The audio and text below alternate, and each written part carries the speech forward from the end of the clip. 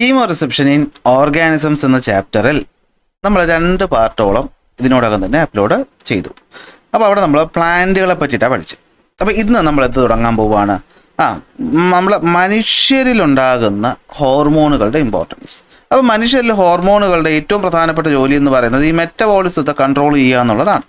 അപ്പോൾ മെറ്റബോളിസം എന്ന് പറഞ്ഞു കഴിഞ്ഞാൽ മലയാളത്തിലും ഇംഗ്ലീഷിലും എന്ത് തന്നെയാണ്? മെറ്റബോളിസം തന്നെയാണ്. എന്താ മെറ്റബോളിസം എന്ന് വെച്ചാൽ നമ്മുടെ ശരീരത്തിൽ നമ്മൾ ആഹാരം കഴിച്ച് എനർജി ഉൽപ്പാദിപ്പിക്കുന്നത് തൊട്ട് നമ്മൾ ശ്വസിക്കുക, നമ്മൾ ചിന്തിക്കുക എന്ന് പറയുന്ന എല്ലാ ആക്ടിവിറ്റീസിനെയും കൂടി ചേർത്താണ് നമ്മൾ മെറ്റബോളിസം എന്ന് പറയുന്നത്. അപ്പോൾ ഈ മെറ്റബോളിസം മെയിൻറ്റെയിൻ ചെയ്യുന്നതിൽ ഒരുപാട് ഹോർമോണുകൾക്കും അതുപോലത്തെ ഹോർമോൺ ഉൽപ്പാദിപ്പിക്കുന്ന ഗ്ലാൻഡുകൾക്കും പങ്കുണ്ട്. അതിൽ നമ്മൾ ഇന്ന് ആദ്യം പഠിക്കാൻ പോകുന്നത് തൈറോയിഡ് ഗ്ലാൻഡിനെ പറ്റിയിട്ടാണ്. തൈറോയിഡ് ഗ്രന്ഥി എന്ന് നമ്മൾ മലയാളത്തിൽ പറയും. അപ്പോൾ ആരാണ് തൈറോയിഡ് ഗ്രന്ഥി? എവിടെയാണ് തൈറോയിഡ് ഗ്രന്ഥി കാണുന്നത്? നമ്മൾ മനുഷ്യരുടെ കഴുത്തിൻ്റെ ഭാഗത്തുണ്ടല്ലോ, നിങ്ങൾക്ക് പലപ്പോഴും ഈ പറയുന്ന ഈ മുണ്ടിനീരെന്ന് നമ്മൾ മലയാളത്തിൽ പറയും, ഗോയിറ്റർ കേട്ടിട്ടുണ്ടോ? ഈ തൊണ്ടയുടെ ഭാഗത്തൊരു വീക്കം വരുന്നത് നിങ്ങൾ ശ്രദ്ധിച്ചിട്ടുണ്ടോ?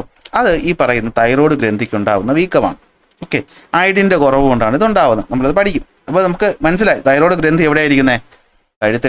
കഴുത്തിൽ നമ്മളെ ലാരിങ്സിന് താഴെയായിട്ട്, അല്ലെങ്കിൽ ട്രക്കിയ, വിൻഡ് പൈപ്പ് ഉണ്ടല്ലോ, വിൻഡ് പൈപ്പ്, ട്രക്കിയയ്ക്ക് മുകളിലായിട്ട് ലാരിങ്സിന് താഴെയായിട്ടിരിക്കുന്ന ഈ ഒരു ബട്ടർഫ്ലൈയുടെ പോലത്തെ ഷേപ്പിൽ ഇരിക്കുന്ന ഗ്രന്ഥിയുടെ പേരാണെന്ത്? തൈറോയിഡ് ഗ്രന്ഥി അഥവാ തൈറോയിഡ് ഗ്ലാൻഡ്. അപ്പോൾ തൈറോയിഡ് ഗ്ലാൻഡ് എവിടെ ഇരിക്കുന്നു? ലാരിങ്സിന് താഴെ, ട്രക്കിയയ്ക്ക് മുകളിലായിട്ട്. അപ്പോൾ നമ്മൾ മലയാളത്തിൽ സ്വനപേടകം എന്ന് പറയും ലാരിങ്സിനെ, ട്രക്കിയ നമ്മൾ ശ്വാസനാളം. അപ്പോൾ ഇത് രണ്ടിനും അത് കുറച്ചൊരു കളർഫുള്ളാണ്. അത് ഇവിടെ ഇരിക്കുന്ന ഈ ഒരു ചിത്രശലഭത്തിൻ്റെ ഷേപ്പിലിരിക്കുന്ന ഭാഗമാണ് എന്താ? തൈറോയിഡ് ഗ്രന്ഥി എന്ന് പറയുന്നത്. 2 നോബുകളുണ്ട്. ഇവിടെ ഒരു ലോബുണ്ട്, ഇവിടെ ഒരു ലോബുണ്ട്. ഇവിടെ എന്ത് ചെയ്തുണ്ട്? ഇതിന് തമ്മിൽ കണക്ട് ചെയ്യുന്നൊരു ഭാഗവും ഉണ്ട്. അപ്പോൾ ഇത് ചേരുമ്പോഴാണ് നമ്മുടെ തൈറോയിഡ് ഗ്രന്ഥി ഉണ്ടാകുന്നത്. അപ്പോൾ മനസ്സിലാക്കുക, തൈറോയിഡ് ഗ്രന്ഥി ഇങ്ങനെ ഒരു ബട്ടർഫ്ലൈ പോലെ ഇരിക്കും. ഈ തൈറോയിഡ് ഗ്രന്ഥി നമ്മൾ ഉള്ളിലോട്ട് നോക്കുകയാണെങ്കിൽ അതിനകത്ത് 2 തരം കോശങ്ങളെ പറ്റി നമ്മൾ അറിഞ്ഞിരിക്കണം. കോശങ്ങൾ ഒരുപാടുണ്ടെങ്കിൽ 2 മിനിമം അറിഞ്ഞിരിക്കണം. ഒന്ന് ഫോളിക്കുലാർ കോശങ്ങളും മറ്റൊന്ന് പാരാഫോളിക്കുലാർ കോശങ്ങളും. ഇതൊക്കെയാണ് ഫോളിക്കുലാർ കോശങ്ങൾ. ഈ കാണുന്നതാണ് ഫോളിക്കുലാർ കോശം. അങ്ങനെയാണെങ്കിൽ കുറച്ച് ഇപ്പുറത്തായിട്ട്, ഓക്കെ, ഇവിടെയായിട്ട് കാണുന്ന ഒരു ചെറിയ സാധനമാണ് എന്തെന്ന് പറയുന്നത്? പാരാഫോളിക്കുലാർ കോശങ്ങൾ എന്ന് പറയുന്നത്. അപ്പോൾ ഫോളിക്കുലാർ കോശങ്ങളും പാരാഫോളിക്കുലാർ കോശങ്ങളും ഉണ്ട്. ഇതിൽ ഫോളിക്കുലാർ കോശങ്ങൾക്കും പാരാഫോളിക്കുലാർ കോശങ്ങൾക്കും സെപ്പറേറ്റ് ആയിട്ടുള്ള ജോലി തന്നെയാണ് ഉള്ളത്. എന്താ ജോലി എന്ന് വെച്ച് കഴിഞ്ഞാൽ നോക്കിയേ, ഫോളിക്കുലാർ സെൽ ആൻഡ് പാരാഫോളിക്കുലാർ സെല്ലിൽ follicular cell produces a hormone called thyroxine. അപ്പോൾ അതിൽ ഫോളിക്കുലാർ ഒരു ഹോർമോൺ ഉൽപ്പാദിപ്പിക്കും, അതിൻ്റെ പേര് തൈറോക്സിൻ. അപ്പോൾ പാരാഫോളിക്കുലാർ ഉപയോഗിക്കുന്നതിൻ്റെ പേര് പാരാതൈറോക്സിൻ അല്ല, പിന്നെന്താണ്? കാൽസിറ്റോണിൻ എന്നാണ്. ശ്രദ്ധിച്ചോളണം. അപ്പോൾ തൈറോക്സിനും കാൽസിറ്റോണിനും. അപ്പോൾ തൈറോയ്ഡ് ഗ്രന്ഥി ഉൽപ്പാദിപ്പിക്കുന്ന ഹോർമോണിൻ്റെ പേര്, ഓക്കെ, തൈറോയ്ഡ് ഗ്രന്ഥി ഉൽപ്പാദിപ്പിക്കുന്ന ഹോർമോണിൻ്റെ പേരാണെന്ത്? തൈറോക്സിനും കാൽസിറ്റോണിനും. അപ്പോൾ ഏതൊക്കെയാണ്? തൈറോക്സിനും അതുപോലെ തന്നെ എന്താണ്? കാൽസിറ്റോണിനും. തൈറോക്സിനും കാൽസിറ്റോണിനും രണ്ടും ആരുൽപ്പാദിപ്പിക്കുന്നു? തൈറോയിഡ് ഗ്രന്ഥി ഉൽപ്പാദിപ്പിക്കുന്നു. അപ്പോൾ തൈറോയിഡ് ഗ്രന്ഥി ഉൽപ്പാദിപ്പിക്കുന്ന 2 ഹോർമോൺസ് ആണ് ഇതൊക്കെ, തൈറോക്സിനും കാൽസിറ്റോണിനും. പറഞ്ഞു പഠിച്ചോ, വളരെ ഇമ്പോർട്ടൻറ്റ്. അതിൽ തൈറോക്സിൻ ഉൽപ്പാദിപ്പിക്കുന്ന ഫോളിക്കുലാർ സെല്ലാണ്, കാൽസിറ്റോൺ ഉൽപ്പാദിപ്പിക്കുന്നത് ആരാണ്? ഈ പറയുന്ന പാരാഫോളിക്കുലാർ സെല്ലുമാണ്. മലയാളത്തിലും വാക്കിന് മാറ്റമൊന്നും ഇല്ല. ഇനി നമുക്ക് അവരുടെ ജോലിയിലോട്ട് പോവാം. അപ്പോൾ തൈറോക്സിൻ കാൽസിറ്റോണിലും നിങ്ങൾ കാൽസിറ്റോണിൻ്റെ ഫംഗ്ഷൻ പഠിക്കാൻ എളുപ്പമാണ്. അപ്പോൾ കാൽസി എന്ന് പറയുമ്പോൾ തന്നെ CA എന്ന് പറയുന്നത് തന്നെ കാൽഷ്യം എന്ന് നമുക്ക് ഓർത്ത് വയ്ക്കാൻ പറ്റും. അപ്പോൾ കാൽഷ്യത്തിൻ്റെ ലെവൽ രക്തത്തിൽ കുറയ്ക്കുക എന്നുള്ളതാണ് ആരുടെ ജോലി? കാൽസിറ്റോണിൻ്റെ ജോലി. അപ്പോൾ രക്തത്തിൽ കാൽഷ്യത്തിൻ്റെ ലെവൽ കുറയ്ക്കുക. അപ്പോൾ കാൽസിറ്റോണിന് ആദ്യമേ അങ്ങ് പഠിച്ചു വയ്ക്കാം, CA ഫോർ കാൽഷ്യം. അപ്പോൾ കാൽഷ്യത്തിൻ്റെ അളവ് കുറയ്ക്കുക എന്നുള്ളതാണ് കാൽസിറ്റോണിൻ്റെ ജോലി.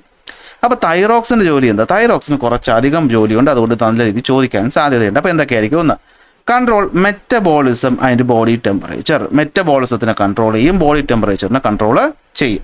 Development of brain in new born babies and children. 2, help to maintain the health of the heart, skin, reproductive system etcetera. അപ്പോൾ ആൾ ചില്ലറക്കാരനല്ല, ചെറിയൊരു ഗ്ലാൻഡിൽ നിന്ന് വരുന്നതാണെങ്കിലും അവന് ഒരുപാട് ജോലികൾ ഉണ്ട്. ഓക്കെ, എന്തൊക്കെയാണപ്പോൾ? ഒന്ന്, മെറ്റബോളിസത്തെ കൺട്രോൾ ചെയ്യുക. അതായത് തൈറോക്സിൻ എന്ന് പറയുന്ന സാധനത്തിൻ്റെ ഉൽപ്പാദനം കൂടിക്കഴിഞ്ഞാൽ മെറ്റബോളിസം കൂടും, കുറഞ്ഞാൽ മെറ്റബോളിസം കുറയും. അപ്പോൾ മെറ്റബോളിസം എന്ന് പറഞ്ഞാൽ ആഹാരത്തിൽ നിന്ന് എനർജി ഉൽപ്പാദിപ്പിച്ച് അതെല്ലായിടത്തും എത്തിക്കുന്നത് എന്ന് നിങ്ങൾ തൽക്കാലത്തേക്കൊന്ന് മനസ്സിലാക്കി വയ്ക്കുക. കാരണം അതാകുമ്പോൾ നമുക്ക് അസുഖം പഠിക്കുമ്പോൾ കുറച്ച് ഈസി ആയിരിക്കും. മെറ്റബോളിസം എന്ന് വെച്ചാൽ എന്താ? ശരീരത്തിൽ ഈ പറയുന്ന കഴിക്കുന്ന ആഹാരം അതിനെ ബ്രേക്ക് ഡൗൺ ചെയ്ത് എനർജി എല്ലായിടത്തൊക്കെ എത്തിച്ച് നമ്മുടെ ബോഡിയുടെ ആക്ടിവിറ്റീസിനെയൊക്കെ കൺട്രോൾ ചെയ്യുന്നതാണ് ആര്? മെറ്റബോളിസം എന്ന് പറയുന്നത്. അങ്ങനെ മനസ്സിലാക്കുക. ബോഡി ടെമ്പറേച്ചറിനെയും കൺട്രോൾ ചെയ്യും. തൈറോക്സിൻ്റെ രണ്ടാമത്തെ ജോലിയാണ് എന്ത്? ന്യൂ ബോൺ ബേബീസിലും ചിൽഡ്രൻസിലും ബ്രെയിൻ ഡെവലപ്മെൻറ്റ്. ഇതിൽ ഓരോന്ന് വേണമെങ്കിലും എടുത്ത് സെപ്പറേറ്റ് ആയിട്ട് വേണമെങ്കിലും ചോദിക്കാം. രണ്ടാമത്തെ ജോലി. 3 എന്താണ്? Maintain the health of heart, skin, reproductive system health maintain ചെയ്യുക. അപ്പോൾ മനസ്സിലായി കാണുമല്ലോ. അപ്പോൾ തൈറോക്സിൻ, കാൽസിറ്റോണിൻ, കാൽസിറ്റോണിനും തൈറോയ്ഡ് ഗ്രന്ഥി ഉൽപ്പാദിപ്പിക്കുന്നു. അപ്പോൾ പറഞ്ഞേ, തൈറോയ്ഡ് ഗ്രന്ഥി കഴുത്തിലായിട്ട് ലാരിങ്സിൻ്റെ താഴെ അല്ലെങ്കിൽ വിൻഡ് പൈപ്പിൻ്റെ മുകളിലായിട്ട് കാണുന്ന ബട്ടർഫ്ലൈ ഷേപ്പിലുള്ള ഇരിക്കുന്ന ഒരു സാധനമാണ് തൈറോയ്ഡ് ഗ്രന്ഥി എന്ന് പറയുന്നത്. തൈറോയ്ഡ് ഗ്രന്ഥിയിൽ നമുക്ക് 2 തരം കോശങ്ങൾ കാണാം. ഫോളിക്കുലാർ സെല്ലും ഉണ്ട്, പാരാഫോളിക്കുലാർ സെല്ലും ഉണ്ട്. ഫോളിക്കുലാർ സെല്ല് തൈറോക്സിൻ ഉൽപ്പാദിപ്പിക്കുന്നു, പാരാഫോളിക്കുലാർ സെല്ല് കാൽസിറ്റോണിൻ ഉൽപ്പാദിപ്പിക്കുന്നു. അതിൽ തൈറോക്സിനാണ് കൂടുതൽ ഫംഗ്ഷൻ ഉള്ളത്. കാൽസിറ്റോണിന് ഒറ്റ ഫംഗ്ഷനെ നമുക്ക് പഠിക്കാനുള്ളത് എന്താണ്? കാൽഷ്യത്തിൻ്റെ അളവ് രക്തത്തിൽ കുറയ്ക്കുക. കാൽഷ്യത്തിൻ്റെ അളവ് രക്തത്തിൽ കുറയ്ക്കുക. അപ്പോൾ തൈറോക്സിൻ്റെ 3 ജോലി ഒന്ന് പറഞ്ഞ് പഠിക്കണം. ഒന്നാമതാണ് ഈ പറയുന്ന മെറ്റബോളിസത്തിനെ കൺട്രോൾ ചെയ്യുക, ബോഡി ടെമ്പറേച്ചറിനെ കൺട്രോൾ ചെയ്യുക. മെറ്റബോളിസവും ബോഡി ടെമ്പറേച്ചറും 2 ന്യൂബോൺ ബേബിയിലും ചിൽഡ്രനിലും ബ്രെയിനിൻ്റെ ഡെവലപ്മെൻറ്റും അതുപോലെ തന്നെ എന്താണ്? ഹാർട്ടിൻ്റെയും സ്കിന്നിൻ്റെയും റീപ്രൊഡക്റ്റീവ് സിസ്റ്റത്തിൻ്റെയും ഹെൽത്ത് മെയിൻറ്റെയിൻ ചെയ്യുക എന്നുള്ളതും ആരുടെ ജോലിയാണ്? തൈറോക്സിൻ്റെ ജോലിയാണ്. അപ്പോൾ indicators. Position of the gland നിങ്ങൾ എവിടെയെന്ന് പറയും? എവിടെയാണ്? കഴുത്തിന് താഴെയായിട്ട്. എന്തൊക്കെ സെല്ലുണ്ട്? ഫോളിക്കുലാറും പാരാഫോളിക്കുലാറും. ഹോർമോൺ ഏതൊക്കെയാണ്? തൈറോക്സിനും കാൽസിറ്റോണിനും. തൈറോക്സിൻ്റെ ഫംഗ്ഷൻ എന്താണ്? ഈ പറയുന്ന മെറ്റബോളിസം, ബോഡി ടെമ്പറേച്ചർ, കുട്ടികളിലും ചിൽഡ്രൻസിലും ബ്രെയിൻ്റെ വളർച്ച, health of the heart, skin, reproductive system. അടുത്ത കാൽസിറ്റോൺ അങ്ങനെ reduce the blood level. Okay, മലയാളത്തിൽ മാറ്റമൊന്നുമില്ല. മെറ്റബോളിസം തന്നെയാണ്. ശരീര ഊഷ്മാവ്, ബോഡി ടെമ്പറേച്ചർ നിങ്ങൾക്കറിയാം. ബാക്കിയെല്ലാം സെയിം വാക്കുകൾ തന്നെയാണ്. അവിടെ ഒരു വ്യത്യാസമൊന്നും ഞാൻ കാണുന്നില്ല. അപ്പോൾ നമുക്കത് ഒന്ന് മനസ്സിലാക്കിയെടുക്കാൻ പറ്റും. അപ്പോൾ നോട്ടിലോട്ട് വരാം. നോട്ടിൽ നമുക്ക് നോക്കിയപ്പോൾ position and structure of thyroid gland separate ആയിട്ട് കൊടുത്തിട്ടുണ്ട്. എവിടെയാണ്? നെക്കിലാണ് ഇരിക്കുന്നത്. ലാരിങ്സിന് താഴെയായിട്ട് ട്രക്കിയയ്ക്ക് മുകളിലായിട്ട് 2 ലോബുണ്ട്. ആ ലോബുകൾ തമ്മിൽ കളക്ട് ചെയ്യുന്ന ഇസ്തുമസ് എന്ന് പറയുന്ന ഒരു സംഭവമാണ്. അതായത് ഇങ്ങനെ ഒരു ലോബും കണ്ടില്ലേ? അപ്പോൾ അതിനിടയിൽ നടുക്കൊരു ഭാഗമില്ലേ? അതാണ് ഈ പറയുന്ന ഇസ്തുമസ് എന്ന് പറയുന്നത്. വേണമെങ്കിൽ പഠിച്ചാൽ മതി, വേണമെങ്കിൽ വിട്ടേക്കും. 2 തരം സെല്ലുകൾ കാണപ്പെടുന്നുണ്ട്. ഏതൊക്കെയാണ്? ഫോളിക്കുലാറും പാരാഫോളിക്കുലാറും. ഫോളിക്കുലാർ തൈറോക്സിനും പാരാഫോളിക്കുലാർ കാൽസിറ്റോണിനും ഉൽപ്പാദിപ്പിക്കുന്നു. തൈറോക്സിൻ എന്തിനാണ് ഉപയോഗിക്കുന്നത്? അതിൻ്റെ ഫംഗ്ഷൻസ് എന്താ? മെറ്റബോളിസത്തിനെ കൺട്രോൾ ചെയ്യുക, ബോഡി ടെമ്പറേച്ചർ കൺട്രോൾ ചെയ്യുക, ബാക്കി കാര്യങ്ങൾ. കാൽസിറ്റോണിൻ ബ്ലഡ് ലെവൽ കുറയ്ക്കുകയും ചെയ്യും. ഇവിടെ ഒരു ചോദ്യം കണ്ടോ? Collect more information about the various forms of thyroxine such as T4 and T3. അപ്പോൾ നമ്മൾ തൈറോക്സിൻ 2 രീതിയിലാണ് വരുന്നത്, T3യും T4.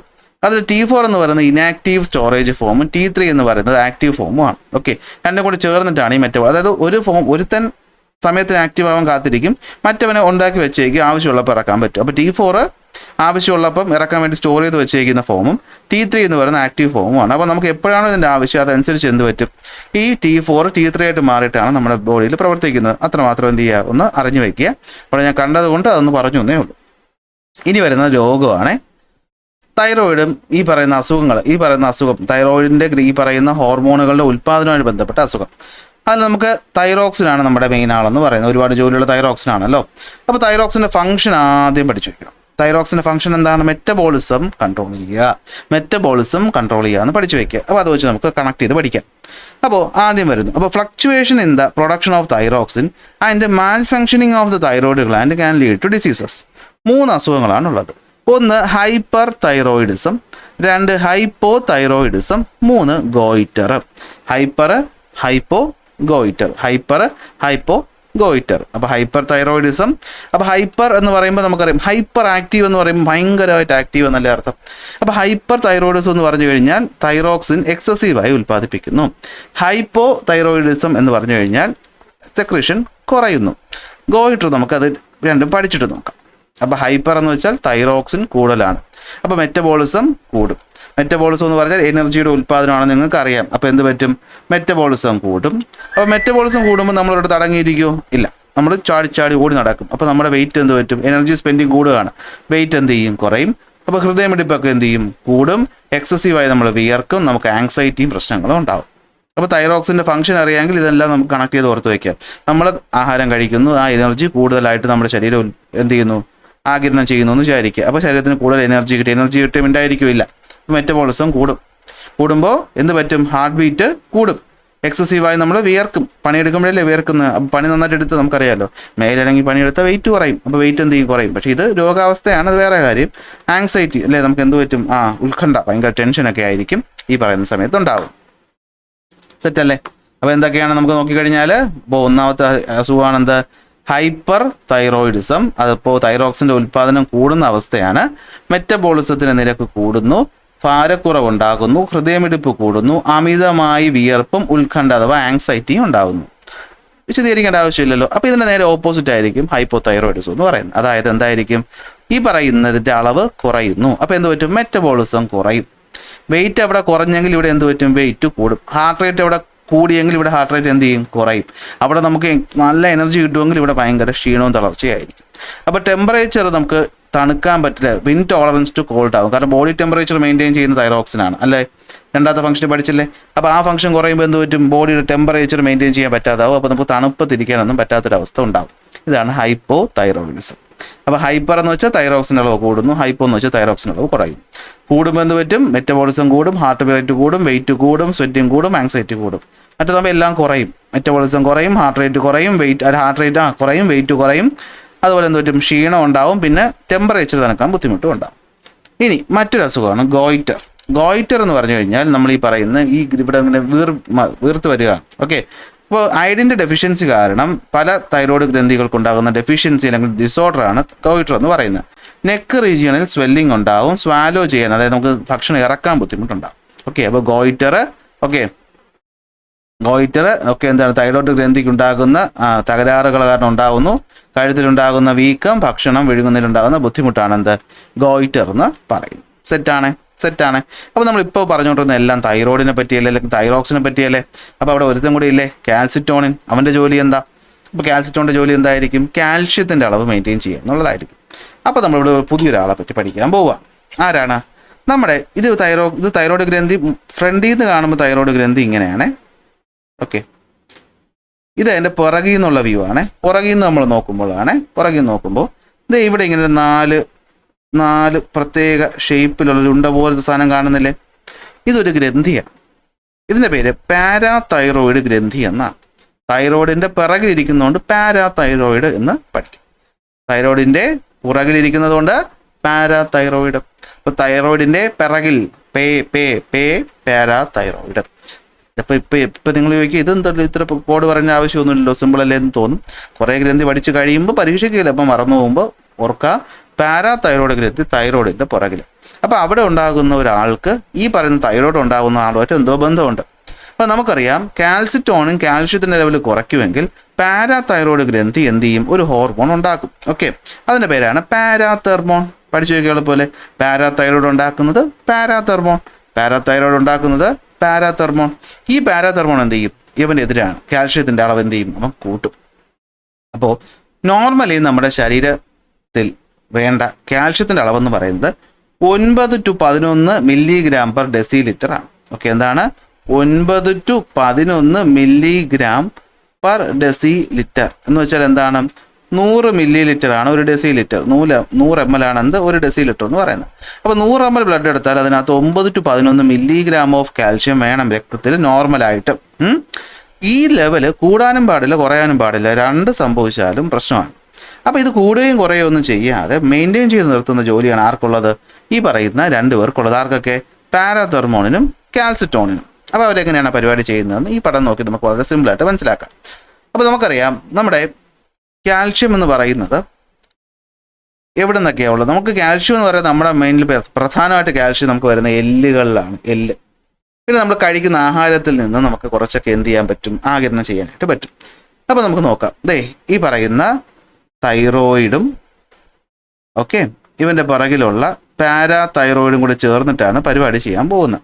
എന്താ ചെയ്യാൻ പോകുന്നതെന്ന് നോക്കിക്കഴിഞ്ഞാൽ, തൈറോയിഡ് ഗ്രന്ഥി, എനിക്ക് തോന്നുന്നു ഇതിനകത്ത് കുറച്ചുകൂടി ക്ലിയർ ആയിട്ട് കാണാം. ഓക്കെ, അപ്പോൾ നോക്കൂ. അപ്പോൾ രക്തത്തിൻ്റെ അളവ് ഇപ്പോൾ രക്തത്തിൻ്റെ അളവിൽ രക്തത്തിൽ തൈറോയിഡ് വിട്ടേക്ക്, രക്തത്തിൽ കാൽഷ്യത്തിൻ്റെ അളവ് ഇപ്പോൾ എന്താണ്? കൂടുകയാണെന്ന് വിചാരിക്കുക. രക്തത്തിലെ കാൽഷ്യത്തിൻ്റെ അളവ് കൂടി നിൽക്കുകയാണ്. അപ്പോൾ നമ്മുടെ ആവശ്യം എന്താ? ഇതിപ്പോൾ 9 to 11 വേണമല്ലോ. ഇപ്പോൾ ഒരു 13 15 ഒക്കെ ആയി നിൽക്കുകയെന്ന് വിചാരിക്കുക. അപ്പോൾ ഇത് ഡിറ്റക്ട് ചെയ്തു, ബ്രെയിൻ ഡിറ്റക്ട് ചെയ്തു, പണിയാണ്, ഈ ഒരു രീതിക്ക് പോയി കഴിഞ്ഞാൽ എന്ത് പറ്റും, അവൻ ചത്തു പോകുമെന്ന് ആര് പറഞ്ഞു, ബ്രെയിൻ പറഞ്ഞു. അപ്പോൾ എന്ത് പറ്റും, ആര് ആക്ടിവേറ്റ് ആവും, തൈറോയ്ഡ് ഗ്രന്ഥിയിലെ കാൽസിറ്റോണിൻ ആക്ടിവേറ്റ് ആവും. കാൽസിറ്റോണിൻ ഇറങ്ങിയിട്ട് പറയും ബാ നമുക്ക് എന്ത് ചെയ്യാം, കാൽഷ്യത്തിൻ്റെ അളവ് കുറയ്ക്കാം. അപ്പോൾ എങ്ങനെ കുറയ്ക്കാമെന്ന് വെച്ചാൽ ആദ്യം കിഡ്നിയിലോട്ട് പോകും. കിഡ്നി പോയിട്ട് പറയണ്ടേ, നീ ഈ പറയുന്ന രക്തത്തിനെ ഫിൽട്ടർ ചെയ്യുമ്പോൾ എന്ത് ചെയ്യരുത്, ഓക്കെ, കാൽഷ്യത്തിന് നീ പുനരാകിരണമൊന്നും ചെയ്യണ്ട. അതായത് ഇപ്പോൾ ഓൾറെഡി കൂടിയിരിക്കുകയാണ്. അപ്പോൾ നമ്മുടെ രക്തത്തിനെ ഫിൽറ്റർ ചെയ്യുക എന്നുള്ള ജോലിയാണല്ലോ കിഡ്നിക്കുള്ളത്. അപ്പോൾ കിഡ്നിയുടെ അടുത്ത് പോയിട്ട് പറയും നീ എന്ത് ചെയ്യണം, ഇപ്പോൾ നീ രക്തം ഇങ്ങനെ നോക്കുമ്പോഴത്തേക്ക് നിനക്ക് കാൽഷ്യം കിട്ടും, അതിനെ നീ തിരിച്ചെടുത്ത് വയ്ക്കേണ്ട, എന്ത് ചെയ്യുക, അങ്ങ് കളഞ്ഞേക്ക്, യൂറിനിലൂടെ അതിനകത്ത് വിട്ടു പൊക്കോട്ടെ എന്ന് വിചാരിക്കും. ഇപ്പോൾ തിരിച്ചെടുക്കരുതെന്ന് പറയും. അപ്പോൾ എന്ത് പറ്റും, അപ്പോൾ ഈ പറയുന്ന കാൽഷ്യത്തിൻ്റെയും ഫോസ്ഫേറ്റിൻ്റെയും രക്തത്തിലേക്കുള്ള പുനരാഗീരണം എന്ത് ചെയ്യും, തടസ്സപ്പെടുത്തും. പറയും പിടിക്കണ്ട. നേരെ ഇൻറ്റസ്റ്റൈനിൽ പോകും. എന്നിട്ട് പറയും എന്താണ്, രക്തത്തിലേക്കുള്ള കാൽഷ്യത്തിൻ്റെ ആഗിരണം കുറയ്ക്കുക. അപ്പോൾ ബ്ലഡിൽ നിന്ന് ഡയറക്റ്റായിട്ട് കിഡ്നിയുടെ അടുത്ത് കളയാൻ പറയും. എന്നിട്ട് എന്ത് പറയും, ഇൻറ്റസ്റ്റൈൻ്റെ അടുത്ത് പറയും എന്താണ്, നീ എന്ത് ചെയ്യേണ്ട, കാൽഷ്യത്തിനെ തിരിച്ചു പിടിക്കേണ്ട, കളഞ്ഞിരിക്കും. എന്നിട്ട് ഈ പറയുന്ന അസ്ഥികളിൽ നിന്ന് സംഭവിക്കുന്നതെന്ന് വെച്ച് കഴിഞ്ഞാൽ നമ്മുടെ ബോണുകളിൽ നിന്ന് നമ്മുടെ ശരീരത്തിൽ കാൽഷ്യത്തിൻ്റെ അളവ് കുറഞ്ഞാൽ, കാൽഷ്യം നമുക്ക് ഒരുപാട് ആവശ്യങ്ങൾക്കുണ്ട്. അപ്പോൾ കാൽഷ്യത്തിൻ്റെ അളവ് കുറഞ്ഞാൽ ശരിയല്ല. അപ്പോൾ ഈ കാൽഷ്യം സ്റ്റോർ ചെയ്ത് വെച്ചിരിക്കുന്ന സ്ഥലം ബോണാണ്. അപ്പോൾ നോർമലി കുറഞ്ഞാൽ ബോണിൽ നിന്ന് എടുക്കും, കുറഞ്ഞാൽ ബോണിൽ നിന്ന് അബ്സോർവ് ചെയ്യും. അപ്പോൾ നോക്കിയോ, അസ്ഥികളിൽ നിന്നും കാൽഷ്യം, ഫോസ്ഫേറ്റ് എന്നിവ രക്തത്തിലേക്ക് കലരുന്ന പ്രവർത്തനം തടയും. അപ്പോൾ ചെറിയ അളവിൽ കലരുന്നുണ്ട്. അപ്പോൾ ചെന്നിട്ട് പറയും ഇപ്പോഴേ കൂടുതലാണ്, നിങ്ങൾ എന്ത് ചെയ്യേണ്ട, ഇനി അങ്ങോട്ട് ബോണിൽ നിന്ന് എന്തെടുക്കണ്ട, കാൽഷ്യത്തിനെയും ഫോസ്ഫേറ്റിനെയും എടുക്കണ്ട എന്ന് പറയും. 3 സിമ്പിൾ ജോലി. അപ്പോൾ നിങ്ങൾ ഇങ്ങനെ ആലോചിച്ച് വെച്ചാൽ മതി, രക്തത്തിൽ കാൽഷ്യത്തിൻ്റെ അളവ് കൂടി നിൽക്കുകയാണ്, നമ്മുടെ ജോലി കുറയ്ക്കുക എന്നുള്ളതാണ്. ആര് വരും, കാൽസിറ്റോണിൻ വരും. 3 സ്ഥലത്ത് പോകും, കിഡ്നിയിൽ പോവും, ഇൻറ്റസ്റ്റൈനിൽ പോവും, ബോണിൽ പോവും. കിഡ്നിയിൽ പോവും, ഇൻറ്റസ്റ്റൈനിൽ പോവും, ബോണിൽ പോവും. കിഡ്നിയുടെ അടുത്ത് പറയും റീഅബ്സോർബ് ചെയ്യേണ്ട, ഇൻറ്റസ്റ്റൈൻ്റെ അടുത്ത് പറയും റീഅബ്സോർബ് ചെയ്യേണ്ട, ബോണിൻ്റെ അടുത്തും പറയും എന്ത് ചെയ്യേണ്ട, റീഅബ്സോർബ് ചെയ്യേണ്ട, നിൻ്റെതുള്ള സാധനം കൊടുക്കരുത് എന്ന് പറയും. തീർന്നു. അപ്പോൾ രക്തത്തിൻ്റെ അളവിൽ കാൽഷ്യം എന്ത് ചെയ്യും, തിരിച്ചു വരും. ഇനി എപ്പോഴെങ്കിലും രക്തത്തിൻ്റെ അളവിൽ കാൽഷ്യം കുറഞ്ഞു പോയാൽ ആര് വരും, അപ്പോൾ പാരാതെർമോൺ വരും. ആരാ, പാരാതൈറോയ്ഡ് ഗ്ലാൻഡ് ഉണ്ടാക്കുന്ന പാരാതെർമോൺ വരും. എന്നിട്ട് നേരെ കിഡ്നിയുടെ അടുത്ത് പോയിട്ട് പറയും എന്താണ്ടേ കുറവാണ്, എന്ത് ചെയ്യുക, നീ കിട്ടുന്ന കാൽഷ്യത്തിനൊക്കെ തിരിച്ചെന്ത് ചെയ്യുക, ശരീരത്തിലോട്ട് എടുക്കുക. അപ്പോൾ കാൽഷ്യത്തിൻ്റെയും ഫോസ്ഫേറ്റിൻ്റെയും രക്തത്തിലേക്കുള്ള പുനരാഗീരണം എന്ത് ചെയ്യണം, ത്വരിതപ്പെടുത്തുക അഥവാ കൂട്ടുക. ഇൻഡസ്ട്രീൻ്റെ അടുത്ത് പറയും എന്താണ്, രക്തത്തിലേക്കുള്ള കാൽഷ്യത്തിൻ്റെ ആഗീരണം ഒക്കെ എന്താണ്, കൂട്ടുക. ബോണിൻ്റെ അടുത്ത് പറയുന്നുണ്ട് നിൻ്റെ ഇപ്പോൾ ഒരുപാട് കാൽഷ്യം ഇല്ലേ, ഇതൊക്കെ ഇപ്പം അത്യാവശ്യമൊന്നും ഇല്ലെങ്കിൽ കുറച്ചങ്ങ് തന്നേക്കെന്ന് പറയും. അപ്പോൾ അസ്ഥിയിൽ നിന്നും കാൽഷ്യം, ഫോസ്ഫേറ്റ് എന്നിവ രക്തത്തിലേക്ക് കലരുന്ന പ്രവർത്തനം ഉത്തേജിപ്പിക്കും. അങ്ങനെ രക്തത്തിൻ്റെ അളവ് എപ്പോഴും ഈ പറയുന്ന 9 to 11 എന്ന് പറയുന്ന ഒരു അളവിലേക്ക് നിർത്താനായിട്ട് നമ്മുടെ ശരീരം ശ്രമിച്ചുകൊണ്ടേ ഇരിക്കുന്നു. അപ്പോൾ ഇതാണ് പറയുന്നത്. അപ്പോൾ thyroid gland when the level of calcium increases in the blood, കൂടി നിൽക്കുമ്പോൾ കുറയ്ക്കാനായിട്ടാണ് കാൽസിറ്റോണിൻ വരുന്നത്. അപ്പോൾ കാൽസിറ്റോണിൻ